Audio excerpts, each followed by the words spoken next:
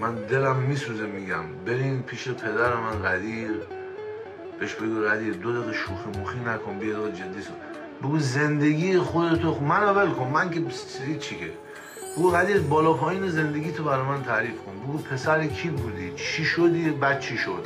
یعنی میخوام بگم زندگی خیلی بالا پایین داره. میگم مثلا در مورد زن و بچه مردم صحبت نکنین. یه سری اتفاقات افتاد، الان اصلا نمیخوام بگم، ولش کنین، رها بکنین. بابا همین فشارهایی که سر این آدمان بیارین، همین فشارها سر خودتون، خانواده‌تون، بچه‌تون میاد. به دین، به مذهب که میپرستین، به پروردگار یکتا هستم، من دارم ننه خودم میدم که به شما ثابت بکنم همه چی همینجا اتفاق میفته. نه زن دارم، نه بچه دارم، نه خواهر دارم، نه مادر دارم، اصلا اعصابم خورد میشه. میگم بابا یاد این همه آدمای معروف، این همه آدمای مستضعف میگفتم آقا یارو دختر داره نگاه میکنه بهش فشار بزن.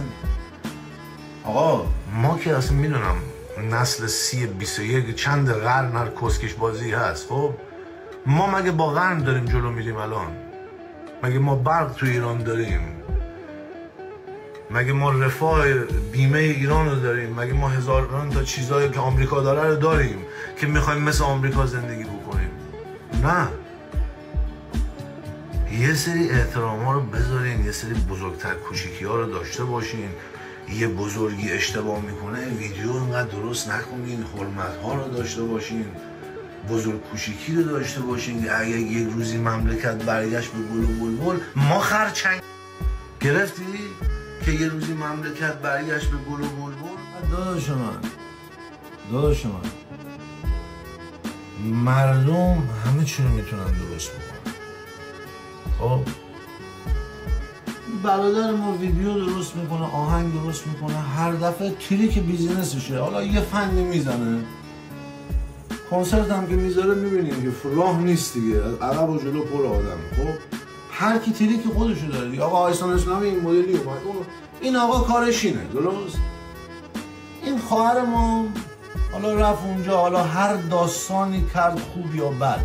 خب اگر با غیرتیم ما، اگر انسان‌های درستی هستیم، باید زیپو بکشیم، نه که 4 تا پیج بخواد بره زن و بچه مردم. ببین میگم نسل بعد رو داریم پودر میکنیم، 2 روز دیگه بچه‌های این خانم این آقا بزرگ میشن، میان این ویدیوها رو نگاه میکنن، این چیزا ماندگار میشه، اینا میمونه، این چیزا ماندگار میشه، این چیزا 1000 تا مشکلات روحی برای آدم میاره، مشکلات روحی تو بدنت شکل میگیره، به نسل بعد منتقل میکنی. مسیر زندگی آدم ها رو آدم نباید عوض بکنه به خاطر اینکه خودش بخواد توجه بگیره. آقا پیجایی که میاد خرید نکنین. به چه قیمتی؟ تبلیغ به قیمت جان مردم، روح مردم. آقا انسانیت این؟ یارو میره زن و بچه مردم رو میذارن، میگیرن کات میکنن، یه کسبازی اینجوری میکنن، بعدش مثلا که ویو بگیرن، بعد فروشی مثلا جنتی، آقا کیر تو هیکل جنتی، اون نونه. وجدان آدم باید بیدار بشه برای زندگی بهتر. آقایون کسفل بازی منو نبینین، وجدان کجاست؟ یعنی کشوری در دنیا نیست امروز که با این سرعت نور به قرقرا بره. کشوری توی تاریخ هنوز نیست که با این سرعت به قرقرا بره. اینا که خواهر مملکت گایدن هیچی، قشنگ گوش کنید.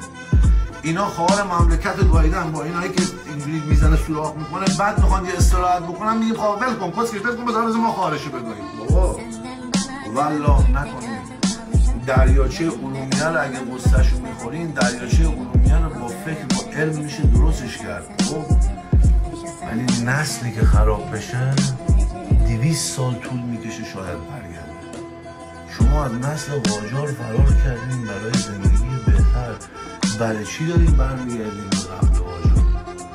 بزرگ کوچیکی رو رعایت بکنین، به خاطر پول، به خاطر ویو وجدان خودتون رو رفت.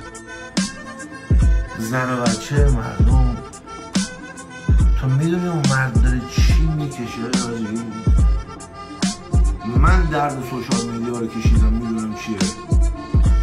تو فکر کردی خداوند خوش میاد؟ به خدا اگر بیاد تک به تک آدمایی که این کارا رو کردن با نیت، خدا تک به تک کارشون رو میکنه، تک به تک. یعنی فکر نکن که یادش میره، نه. چین رو حواسش هست، ژاپن رو حواسش هست، آیسلند اسلامی رو حواسش هست، غنی رو حواسش هست، شریفی رو حواسش هست، داداش رو حواسش هست. پروردگار یکتا، پروردگار مطلق. برادر، زندگی پر از نور و زیبایی است، ولی باید بخوای که ببینیش. تو میگی من تو تاریکی ام. آره چشم رو ببندی تاریکیه دیگه.